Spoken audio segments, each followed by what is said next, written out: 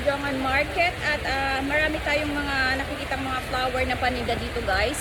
Kasi nga mag-uundas, ayan, sa mga naghahanap ng flower, ayan, sa nalalapit na undas, ayan. So, punta kayo dito sa Ojongan Market.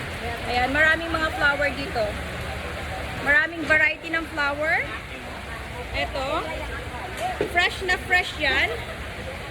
Ito guys. Ayan, dito isa 350 pesos. Mayroon ka ng fresh na flower.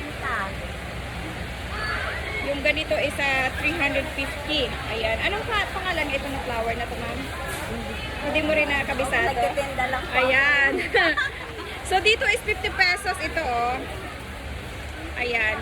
Maganda ito kasi fresh. So, sa mga naghahanap, visit lang kayo dito kasi start today guys, ay mayroon silang nakapwesto sila dito sa Ojongan Market. So, bisitahin nyo na, okay?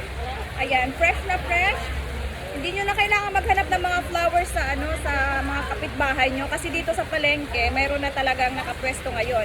So, nakapwesto sila today hanggang undas. Ayan. So, visit lang kayo, okay? Ayan. Galing ito ng Maynila, yung mga flower nila. So, ayan. Bye!